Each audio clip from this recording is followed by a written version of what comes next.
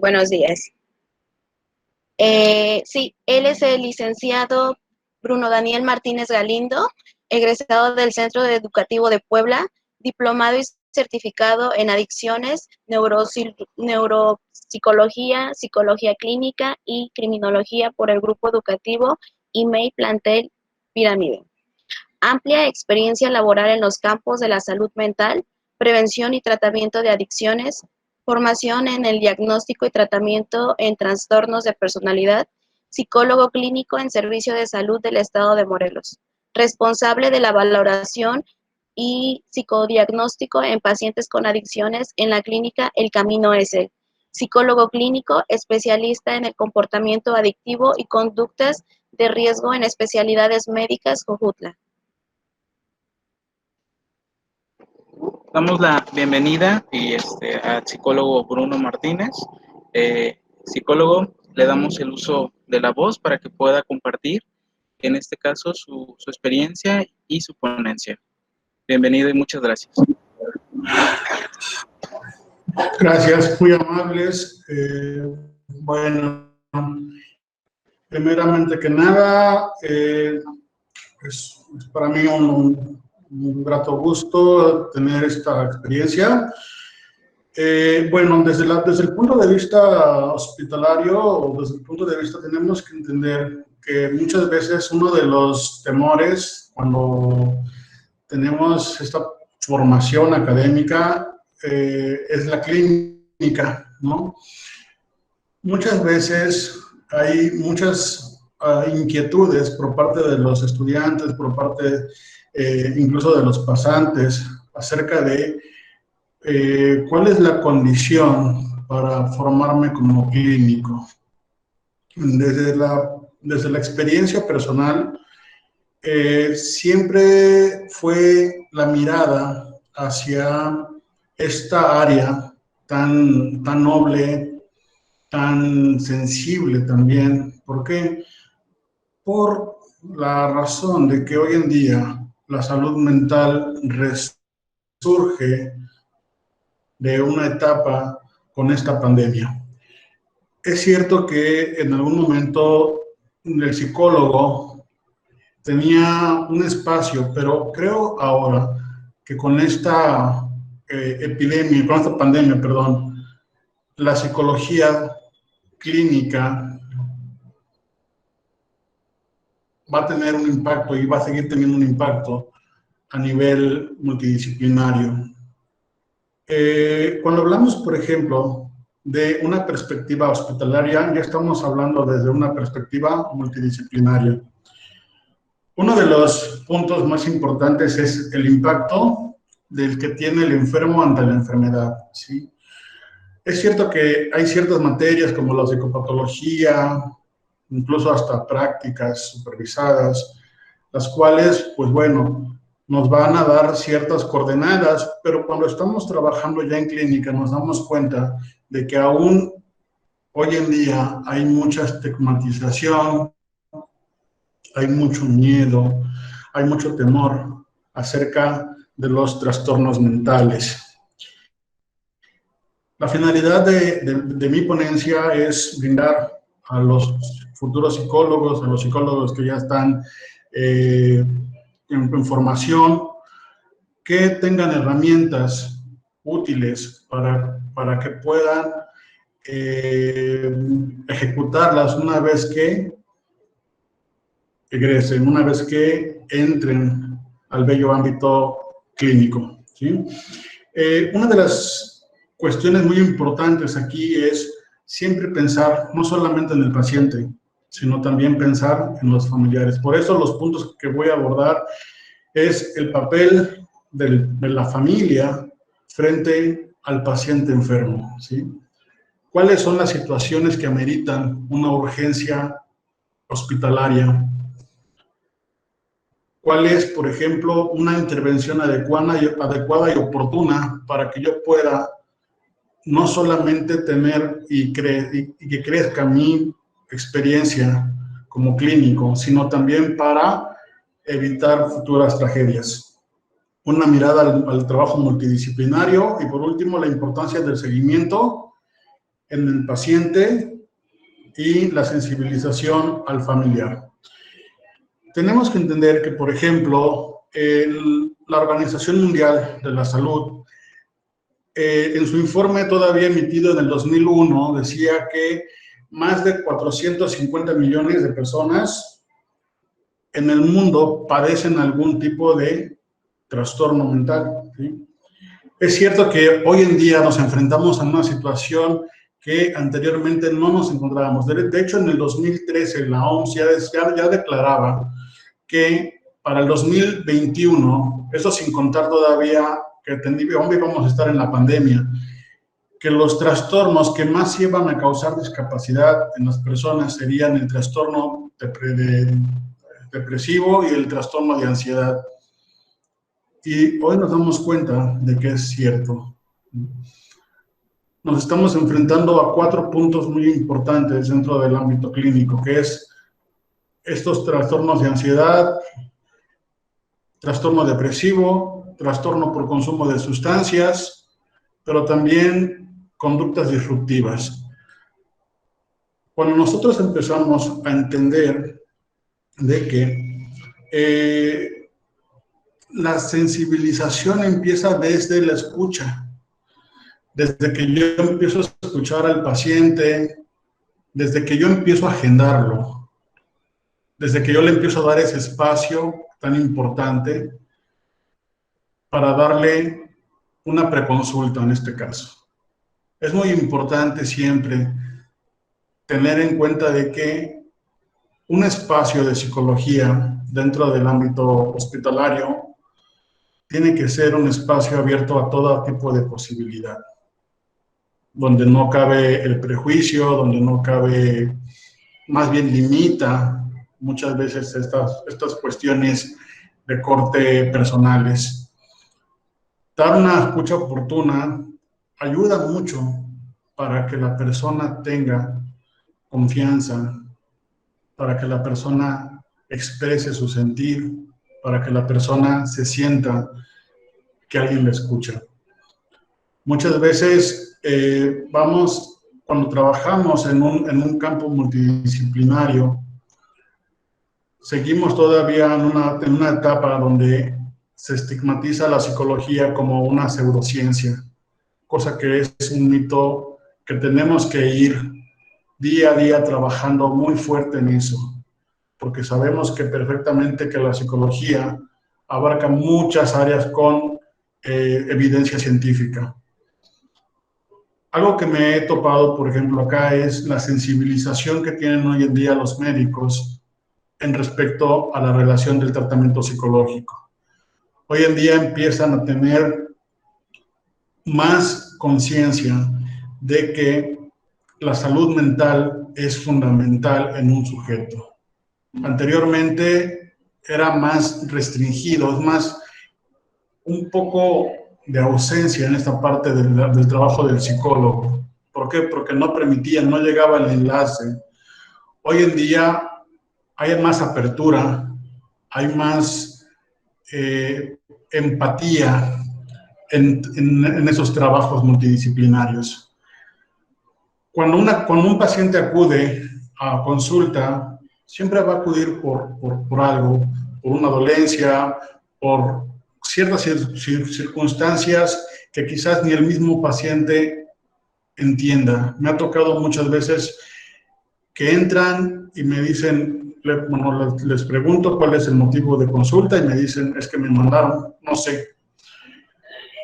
Pero cuando empiezas a indagar, cuando empiezas a tener este contacto, esta sensibilidad, empiezas a darte cuenta de que esta persona precisamente trae un problema y que muchas veces la falta de información, la falta de psicoeducación limita a que esta persona no identifique qué está sintiendo, simplemente se siente mal, simplemente no puede dormir, simplemente se quiere suicidar.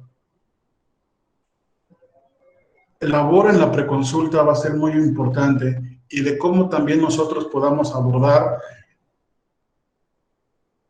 la parte de la patología.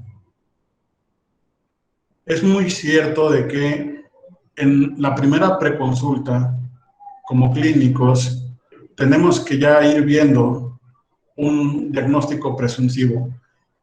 También ya podemos tener coordenadas a qué nos estamos enfrentando. Por eso es muy importante las prácticas supervisadas, por eso es muy importante que empiecemos desde antes con nuestra propia supervisión, para que uno tenga nociones de cómo opera la clínica. Cuando nosotros empezamos a tener este contacto y empezamos a entender de que la manera más factible de poder hacer esta parte de sensibilización con los pacientes va a ayudar bastante a que la persona tenga una pacificación. Al menos dentro de la terapia cognitivo-conductual tenemos el deber como clínicos de darles un diagnóstico. ¿Para qué? Para que esta persona también sepa a qué se está enfrentando. Para que esta persona también entienda su enfermedad y que hay posibles tratamientos para que pueda salir adelante, para que pueda ser funcional, para que pueda volver a conectarse en su entorno. En ocasiones me ha tocado de que la familia, por falta de información, no cree, porque no es tangible, muchas veces no hay signos como tal físicos, simplemente hay una serie de desgaste mental por problemas de ansiedad, por problemas de depresión. Al menos también tiene que ver el contexto cultural, ambiental, en el cual muchas veces también tenemos que entender de que la familia tiene un papel súper importante dentro de los tratamientos. En lo personal, siempre trato de darles como seguimiento. Quizás en la preconsulta, el paciente vaya solo, pero si yo detecto que este paciente tiene una depresión mayor y que nada más llegó y no sabe ni qué siente, es necesario que el familiar lo acompañe. ¿Para qué? Para que sepa a qué se está enfrentando su familiar, para que también tenga noción de por qué se siente así. Sobre todo para que se haga creíble y tenga forma ese silencio, para que también tenga forma esa muchas veces catalogada como broma. Por eso es muy importante las definiciones, por eso es muy importante cómo voy a abordar al paciente, por eso es muy importante cómo voy a abordar a la familia, cuál es armar un tratamiento adecuado para cada paciente y sus necesidades. Tenemos que hacer mucho énfasis en esto, de que empezar a quitar de que ir al psicólogo nada más es ir a platicar. No, es armar todo un tratamiento, hacer un diagnóstico, hacer evaluación. De nosotros también va a depender si la psicología se queda nada más en voy con el psicólogo a que me dé un consejo o a que me dé una sugerencia, o que ya me empiece a ver, a tomar en cuenta como esta parte de ciencia, esta parte de evidencia científica. Cuando los familiares no acuden, lo más importante también es evaluar el riesgo del paciente. Hay condiciones que predisponen a los pacientes, como cuáles, pues algunos trastornos mentales, enfermedades físicas. Cuando empezamos a hacer, por ejemplo, la entrevista de diagnóstico, tenemos que tener mucho tacto al saber escuchar. ¿Por qué? porque quizás me está diciendo ya un diagnóstico con el cual yo pueda ya tener nociones y por el cual yo también yo pueda ofrecer y empezar a armar un tratamiento en base a sus necesidades. Pero cuando no estoy familiarizado con la psicopatología, muchas veces me pueden decir los síntomas y no me puedo dar cuenta de qué está pasando. Por eso se requiere de mucha concentración al momento de la entrevista, de la preconsulta. Por eso es muy importante que te des tu tiempo para que puedas hacer una buena valoración. De aquí va a depender todo. De aquí va a depender tu tratamiento, de aquí va a depender si el pronóstico, de aquí va a depender muchas cosas. Entonces, posteriormente, vamos a ir viendo cómo va evolucionando el paciente, cómo va a ir evolucionando en su tratamiento, y de ahí en fuera vamos a ir también reforzando con ciertas actividades, como cuáles, pues también podemos hacer talleres grupales, talleres psicoterapéuticos, en donde también podemos incluir a la familia. Un ejemplo, cuando trabajo en la clínica de adicciones, es un trabajo también completamente multidisciplinar. ¿Por qué?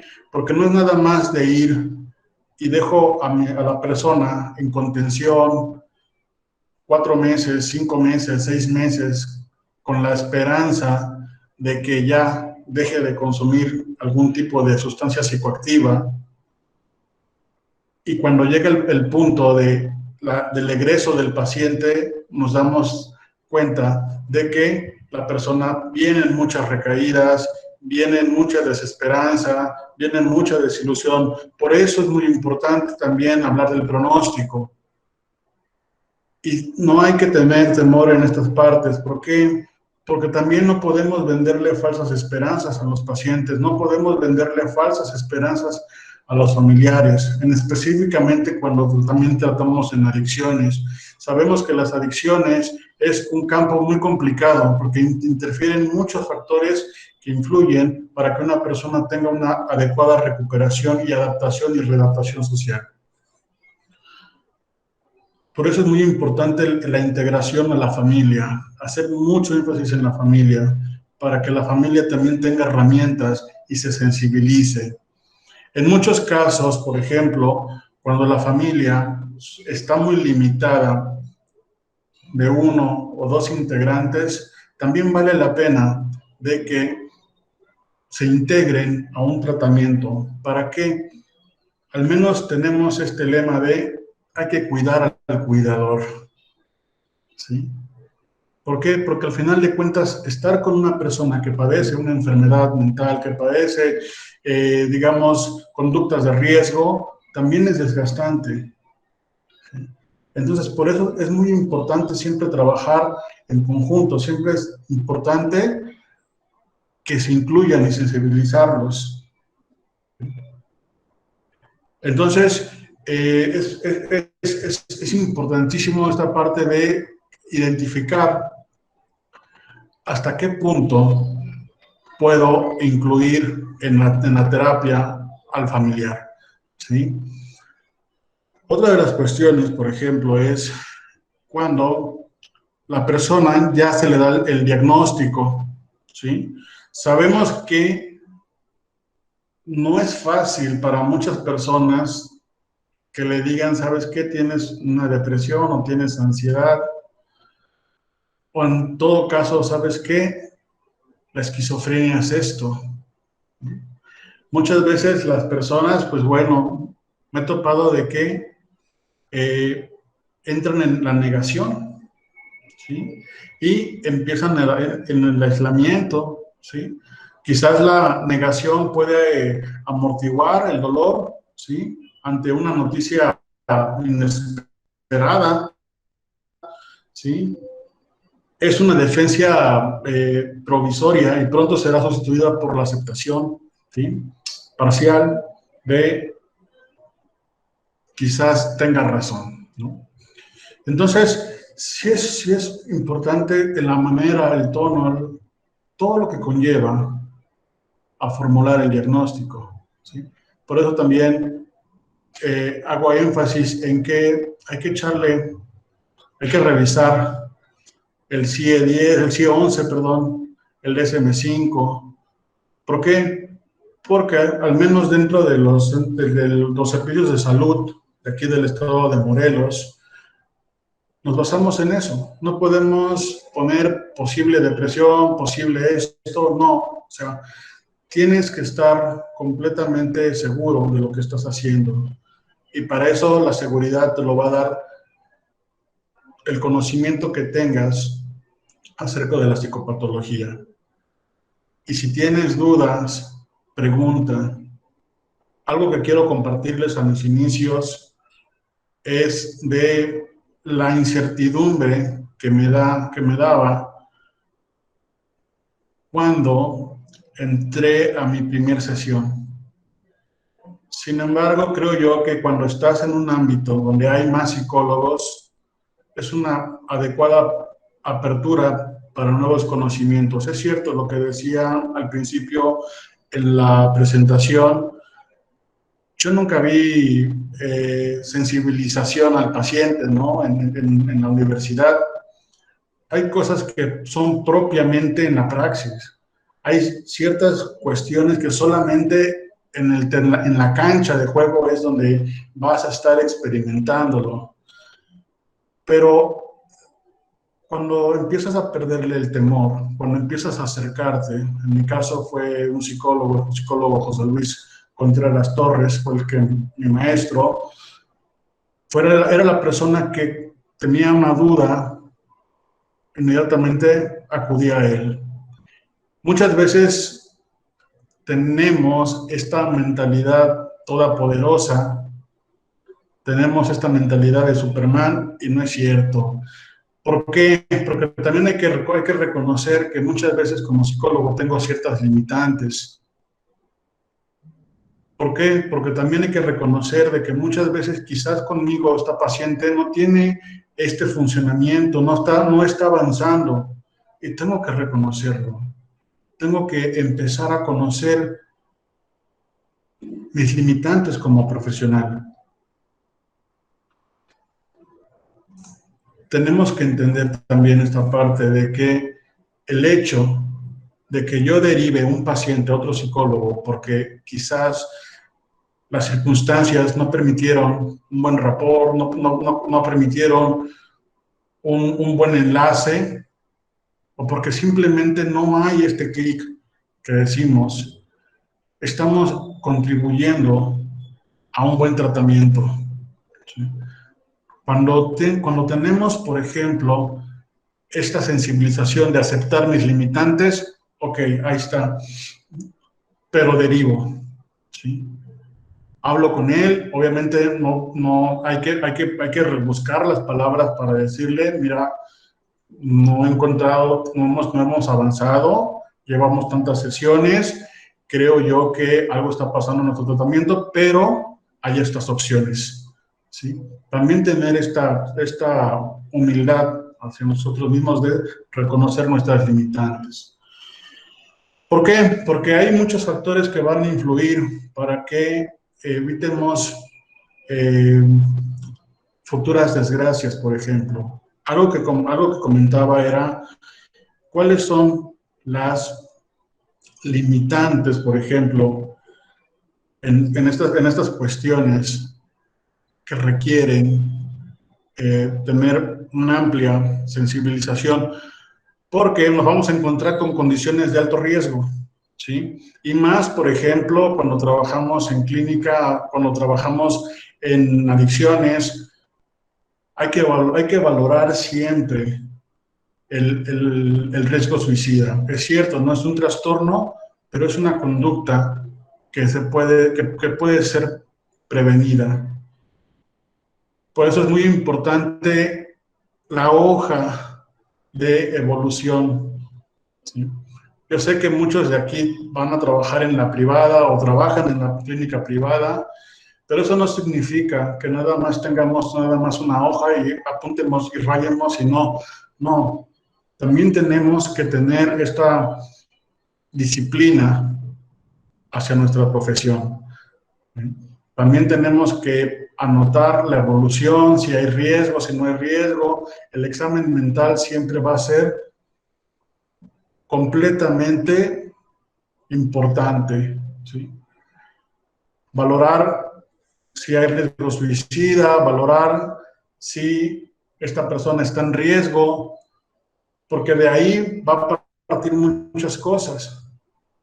En el campo de las adicciones, la adicción, acuérdense, es un trastorno mental, ¿sí? Trastorno mental y del comportamiento. Pero también hay una comorbilidad, muchos le dicen psicopatología dual, es cierto, el consumo de alcohol, de drogas, fomentan y potencializan más otros trastornos mentales, como la depresión, como la ansiedad, como la esquizofrenia, y estos van a ser factores que puedan llevar a un paciente, a una persona, al pensamiento y a la planeación suicida. Por eso es muy importante la valoración. Si estamos en el ámbito, por ejemplo, de hospitalario o esta parte también clínica, si una persona nos dice, ¿sabes qué? Me quiero suicidar, nunca hay que abandonar y minimizar. Siempre hay que profundizar. Acuérdense, hablar del suicidio no es fomentarlo. Hablar del suicidio es empezar a tener este acercamiento, esta sensibilización, este acompañamiento para indagar. No tengan miedo. Hay que indagar. ¿Por qué? Porque hay que empezar a detectar una posible tragedia. ¿Qué debo de hacer si la persona ya está muy agitada, ya ha tenido en las últimas 72 horas un intento previo? Bueno, ya no está en mis condiciones. Ojo, ya no es una situación psicológica. Ahorita estamos hablando de una situación de alto riesgo. Por lo tanto, amerita derivación urgente a urgencias hospitalarias. Que tenga pensamientos recurrentes de hacerse daño, de autoagredirse. En las últimas 72 horas también requiere una derivación de urgencia hospitalaria. Hay mucha parte de que dentro de la psicología clínica vamos a ir trabajando muy conjunto a la psiquiatría, ¿sí? Lamentablemente me he topado algunos colegas que no les gusta derivar al psiquiatra, incluso porque tienen mucho tabú. Acuérdense, un diagnóstico, ofertar un tratamiento multidisciplinario también puede ser más efectivo. Hay situaciones que ameritan la medicación. Hay situaciones que ameritan que vayamos trabajando multidisciplinariamente, como cuáles, como el psiquiatra, como la trabajadora social, como también la nutrióloga. En este caso, un buen clínico sabe que, por ejemplo, para tratar de depresión, no solamente le basta con estar en terapia.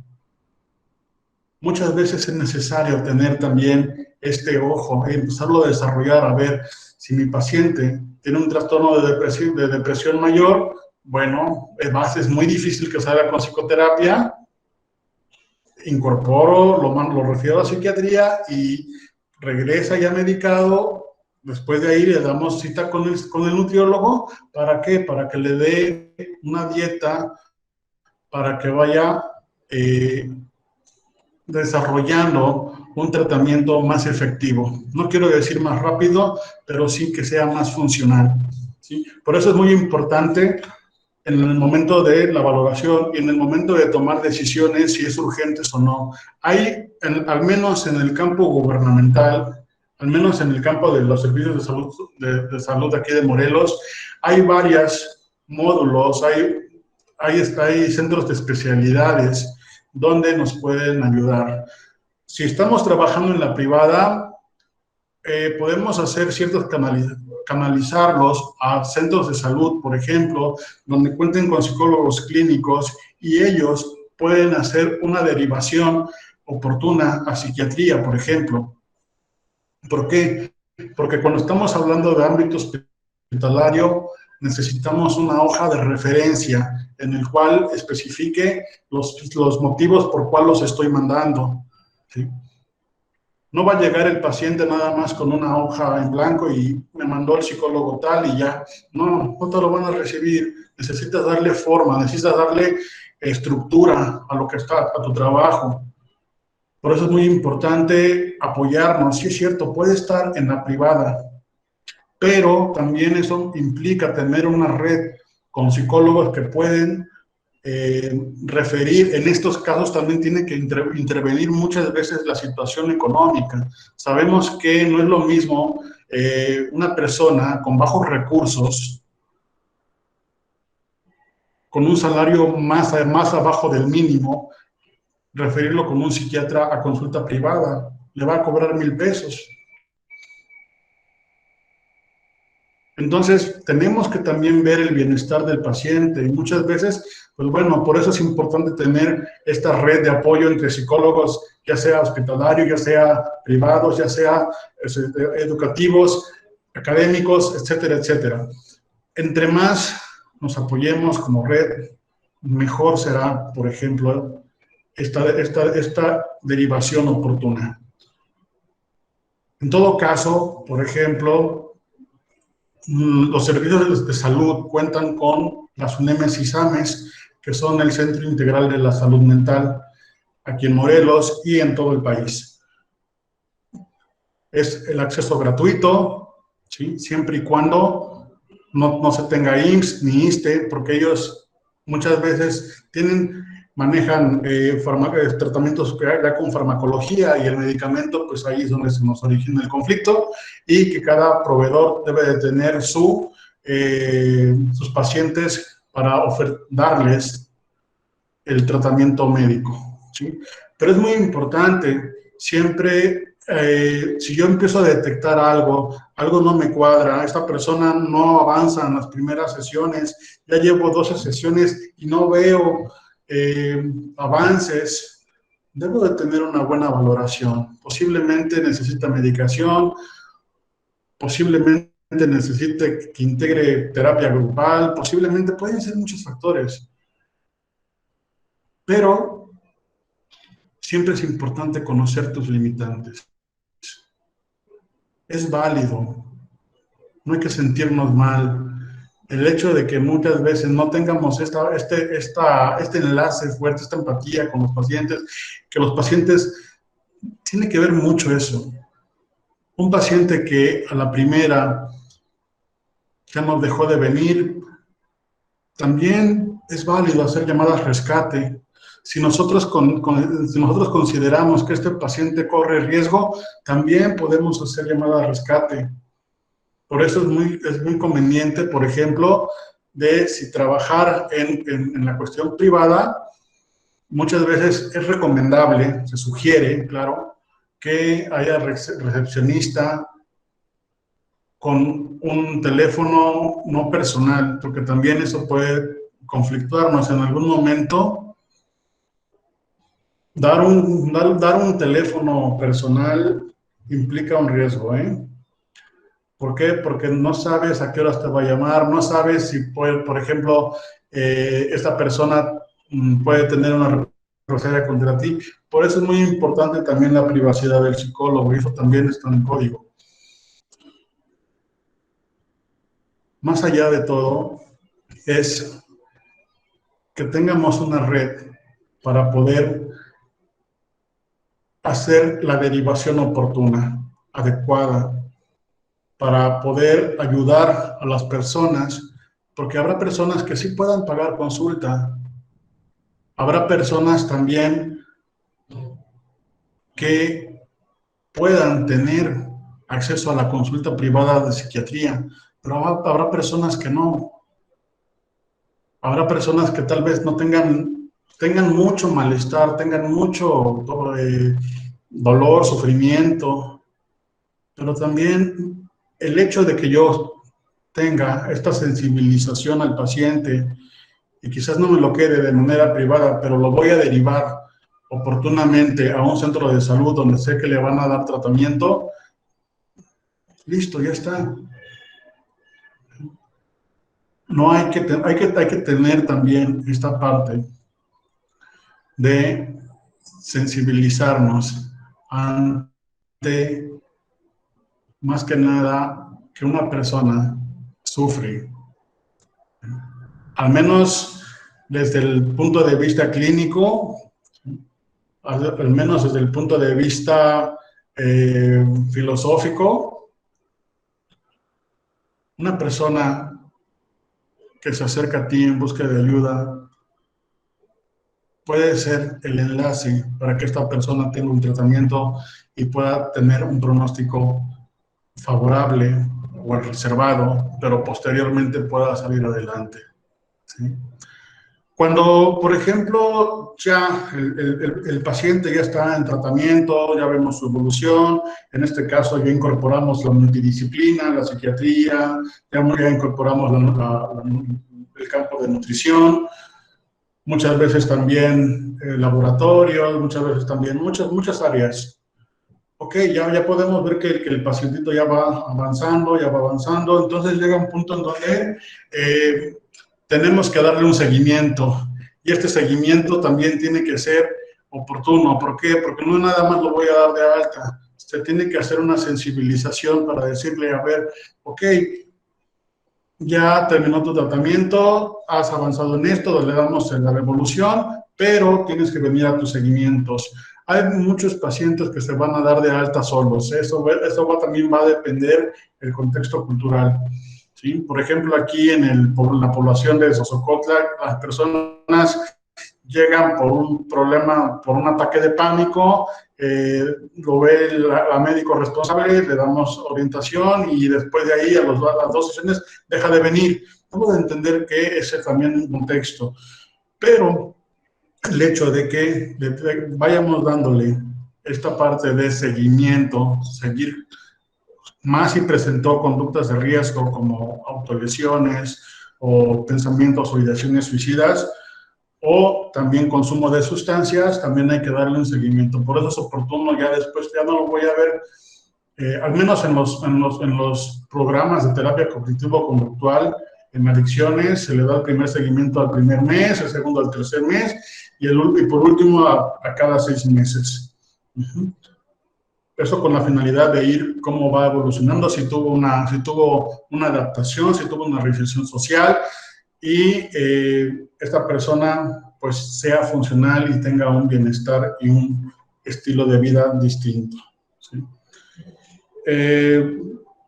Por eso muchas veces es importante desde la preconsulta, desde la historia clínica, desde la formación del tratamiento, desde la derivación, desde la observación y posteriormente la alta, que también puede haber altas, no precisamente altas por buen pronóstico, o altas por beneficio, es decir, ya lleva conmigo 6 meses, ya vimos lo que teníamos que ver. También tenemos que reconocer que ya hicimos de todo, ya derivamos, esta persona también ya pasó con otro psicólogo y sigue igual. Ah, bueno, entonces podemos pensar en un alta por alto beneficio, ¿sí? No siempre nuestros pronósticos van a ser favorables, acuérdense. Habrá muchos que van a ser reservados y a eso nos enfrentamos hoy en día. Pero termino aquí. Entre más sensible seas al trato del paciente y te comprometas con tu trabajo, te comprometas con tu profesión, empezarás a tener una amplia perspectiva. No tengas miedo. Acércate, pregunta. Si tienes dudas, si algo si estás dando consulta en terapia o psicoterapia y algo no te cuadra, algo te hace ruido, pregunta. Pero siempre preguntas. No te quedes con las dudas porque las dudas desfavorecen potencialmente los tratamientos, ¿sí? Entonces, prácticamente esa es la esencia de esta ponencia, en la cual podemos ver cuando trabajamos de manera multidisciplinaria, desde una perspectiva quizás gubernamentaria, hoy en día, al menos, servicios de salud le está apostando mucho por el lado de la salud mental, ¿sí? Estamos en red aproximadamente más de 40 psicólogos, al menos en el estado de Morelos, y hay programas también de adicciones, que es la UNEMECAPA, ¿sí? Donde también tiene otra red de psicólogos. Entonces, lo que más estamos viendo y lo que más queremos lograr es de que la psicología se le dé el lugar que tiene que tener, como una evidencia, como una rama científica, y ya que no deje de ser estigmatizada, de que hasta el psicólogo nada más van las personas locas, de que nada más van a leer las cartas. Todas estas partes tenemos que romper, y eso es labor de nosotros en base a nuestro trabajo, a nuestra profesión y a nuestra vocación, ¿sí? Bueno, psicólogo Julio, ya terminé.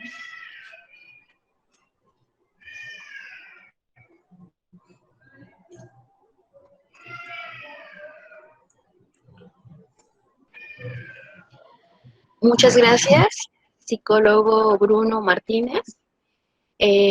Realmente es gracias por su ponencia, fue de una amplia, la verdad fue de mucha ayuda para los psicólogos. Vamos a tener 10 minutos para que usted pueda contestar ciertas preguntas que aquí los psicólogos hicieron. Por cuestiones de tiempo no vamos a poder contestar todas, pero hasta donde nos den los 10 minutos, las preguntas que no alcance usted a contestar, las vamos a subir a redes sociales para que ellos no se queden con la duda. ¿Sí está bien? Sí, claro. Ok, perfecto. Entonces, le voy a realizar la primera, que es de Luz Matornes, y dice, ¿cuáles son las consecuencias de las que las personas acudan a terapia hasta que es una orden médica? Por ejemplo, ¿cómo tener un cuadro depresivo avanzado? Bueno, pues es muy importante también tener acercamiento con el DSM-5. Los ítems que te dan en el libro van muy claros, aparte de que vas viendo la intensidad de la evolución patológica. No es lo mismo, por ejemplo, que llegue una persona con fatiga, desesperanza, con apatía, con cierta, por ejemplo, dificultad, por ejemplo, para concentrarse, a que una persona llegue ya con una significativa pérdida de apetito, con una significativa pérdida de peso, con ambivalencia emocional, con anedonia, con todas estas circunstancias. Va a variar mucho en los síntomas y la intensidad de los síntomas y el tiempo prolongado de los síntomas. Entonces, por eso es muy importante lo que les decía, siempre hay que tener este acercamiento al CIE-11 y al DSM-5.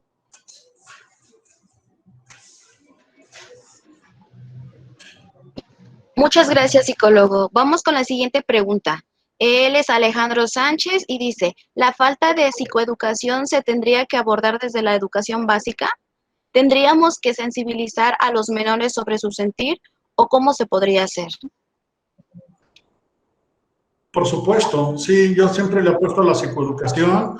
Es cierto, hay todavía mucho rechazo, todavía hay cierta indiferencia acerca de la psicología. Sin embargo, creo yo que cuando empezamos a tener una psicoeducación a más temprana edad, empezamos a reconocer nuestro sentir, y si reconocemos nuestro sentir, empezamos a mejorar y posteriormente a desarrollar habilidades para la vida que van a ser muy esenciales para el desarrollo y tener una salud mental adecuada. Por eso siempre apuesten por la psicoeducación, a los que van a estar por ejemplo, en la docencia, apuesten siempre por ello, porque desde ahí empezamos, podemos empezar desde la psicoeducación para desarrollar habilidades que favorezcan pues un estilo de vida.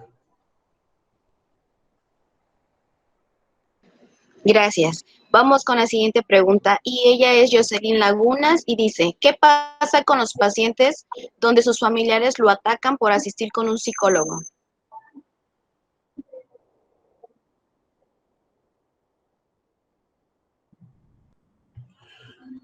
Se recomienda mucho hacer sensibilización con ellas para que los pacientes lo acompañen.